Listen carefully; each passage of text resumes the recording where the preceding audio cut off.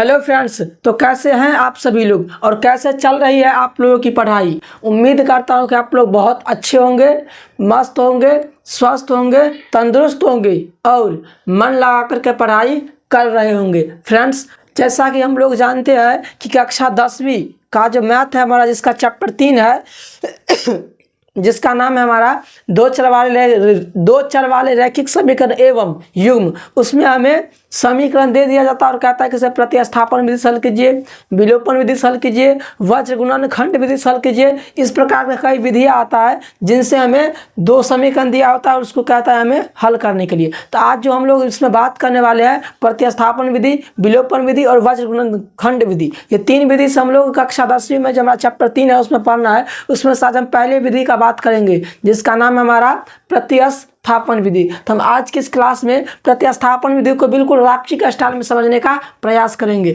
और मैं आपको ये विश्वास दिलाता हूं कि अगर आप इस वीडियो को पूरा वॉच कर लेंगे तो आप प्रतिस्थापन विधि को आसानी से हल करना सीख जाएंगे। तो चलिए हम आज की इस क्लास को स्टार्ट करते हैं। सबसे पहले इसमें मैं दो चर वाले रैखिक समीकरण दिए होंगे और उन समीकरणों को हम क्या करेंगे कि पहला होगा उसको मान लेंगे हम समीकरण 1 और जो दूसरा होगा इसे मान लेंगे हम समीकरण 2।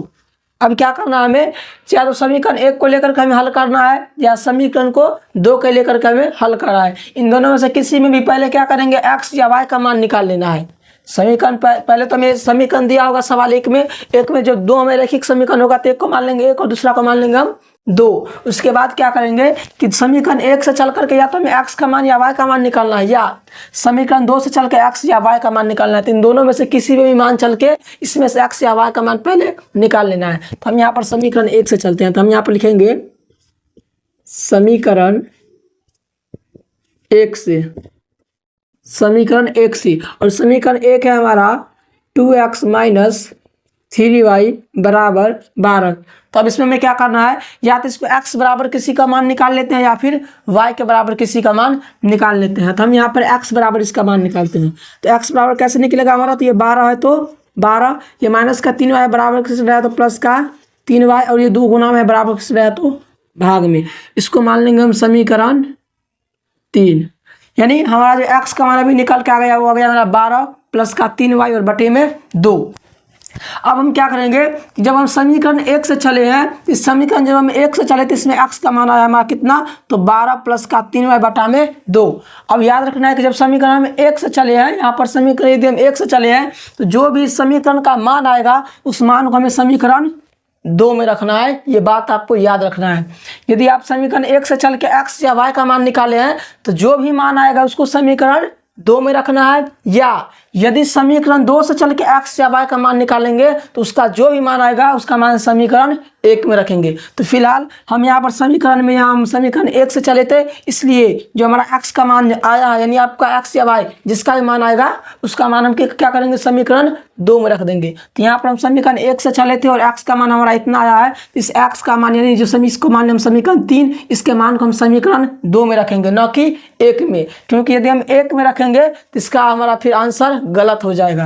यानी हम अगर 1 से चले हैं तो इसका मान समीकरण 2 में रखेंगे और समीकरण 2 से चलते तो जो भी इसका मान आता है उसको हम 1 में रखते। लेकिन यहाँ पर समीकरण हम 1 से चले हैं तो ये मान आया तो इस मान को हम समीकरण 2 में रखेंगे। तो हम यहाँ पर लिख लेते हैं समीकरण 3 का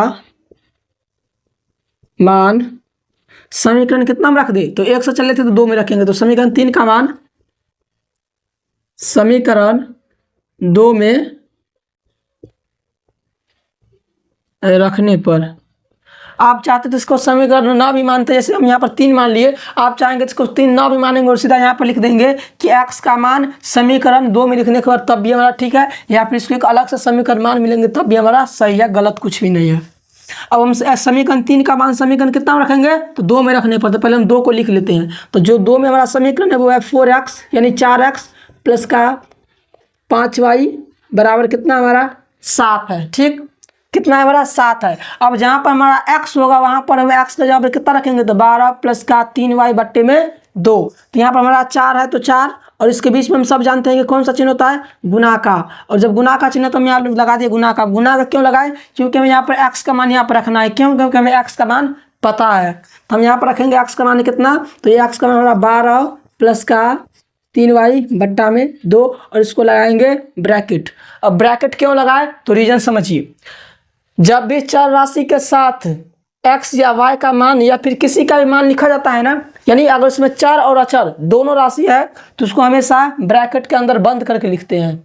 अब ऐसा क्यों करते हैं, क्योंकि जब भी हमारा ब्रैकेट से बाहर होगा इससे हमें उस पूरे में गुना करना होता है। यदि हम अगर यहाँ पर ब्रैकेट ना लगाएंगे तो इस 4 को सिर्फ 12 से गुना करके लिख देंगे और प्लस का 3y छोड़ देंगे, जो कि हमारा बिल्कुल गलत है। हम ब्रैकेट लगाए तो इसका मतलब ये होगा कि इस 4 से हम इस 12 में भी गुना करेंगे और 3y में भी गुना करेंगे। ये आप लोग पढ़े होंगे किस में, a प्लस बी का जब होल स्क्वायर बनाए होंगे तो उसमें आप लोग पढ़े होंगे। जैसे आप लोग को आता है a प्लस बी का होल स्क्वायर, इसको लिखते होंगे a plus b into a plus का बी। अब मान लेते अगर ए खोलेंगे तो इंटू में से लिखेंगे ए प्लस का बी, अगर बी खोलेंगे तो प्लस इंटू में फिर से ए प्लस का बी। अब क्या करते हैं यहाँ पर किस ए को ए में भी गुना करते हैं ए स्क्वायर, प्लस से ए को बी से गुना करते हैं तो कितना आता है ए बी, प्लस बी को ए से गुना किया तो बी ए प्लस प्लस प्लस और बी को बी से गुना करते बी स्क्वायर, फिर इसको जोड़ करके लिखते हैं तो A square plus 2ab plus B square होगा। तो यहाँ पर देखिए ए से हम इस ए में भी गुना किए और इसी ए से हम बी में भी गुना किए। ठीक उसी प्रकार इस बी से हम ए में भी गुना किए और इस बी से हम इस बी में भी गुना किए। मतलब ब्रैकेट से बाहर जो भी संख्या होता है उसको ब्रैकेट के अंदर में सभी संख्या से गुना करना होता है। तब आप लोग कहेंगे सही इतना छोटा बात क्यों बताती है, तो पता है, आपको पता होगा। हो सकता है कि कुछ ऐसे बच्चे हमारे वीडियो को देख रहे हो जिनको ये भी पता न हो, इसलिए हमने यहाँ पर बता दिया। अब गुना कर लेते हैं। 4 को 12 से गुना करेंगे तो 12 चौके 48 प्लस है तो प्लस, 4 को 3 से गुना करेंगे तो 12 और y है तो यहाँ पर y और इसके नीचे में रहेगा हमारा 2। आप कहेंगे सर किस यहाँ पर 2 था तो आप 2 लिख दिए, इस 4 को इस 2 से गुना क्यों नहीं किए, तो इसका भी हमारा रीजन है। और क्या रीजन है, याद रखना है कि अंश को अंश से गुना किया जाता है और हर को हर से गुना किया जाता है। अंश में हमारा 4, उसके बाद इसमें 4 से गुना करना है 12 प्लस का 3y में, और हर में कितना है यहाँ पर 2, जबकि इसके हर में कुछ नहीं है तो इसका मतलब कितना है हमारा 1 है।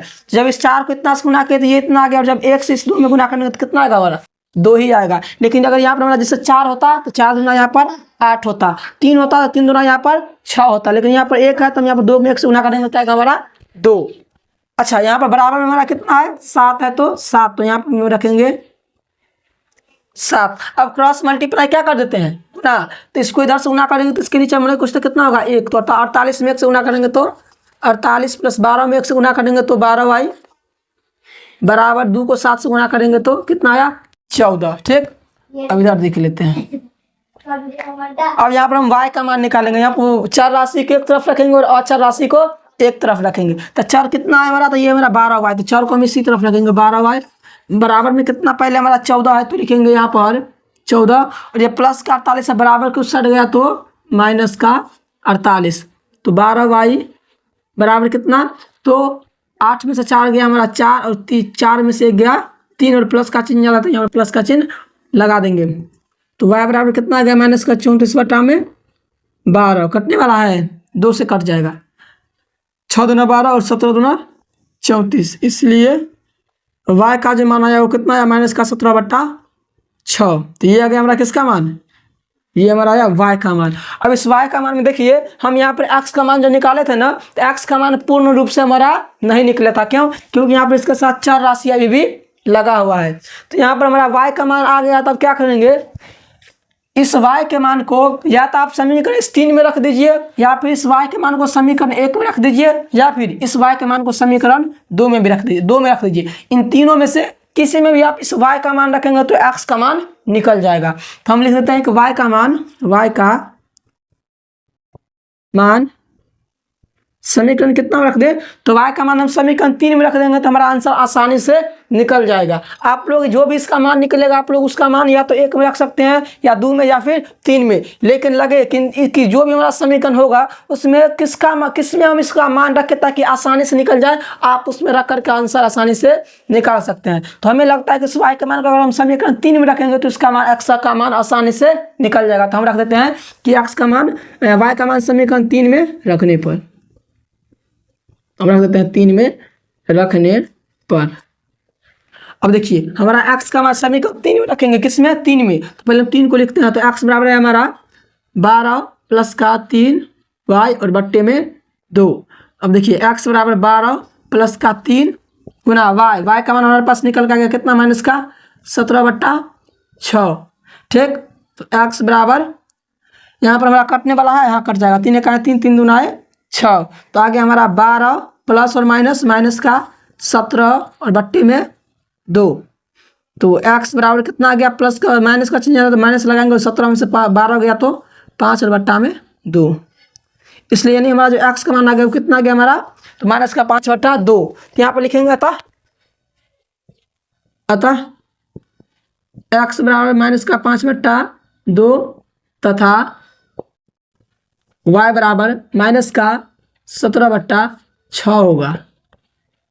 और यही हो गया हमारा आंसर। तो उम्मीद करता हूँ कि आप लोग प्रतिस्थापन विधि से हल करना सीख गए होंगे। यदि आप लोग इस प्रतिस्थापन विधि को हल करना सीख गए तो प्लीज़ इस वीडियो को लाइक, चैनल को सब्सक्राइब और अपने दोस्तों के साथ शेयर जरूर करें। और आप लोग चाहते हैं कि विलोपन विधि और वज्रगुणनखंड विधि भी जल्द से जल्द वीडियो है तो आप लोग नीचे कमेंट कर सकते हैं। तो मिलते हैं नेक्स्ट क्लास में, तब तक के लिए जय हिंद।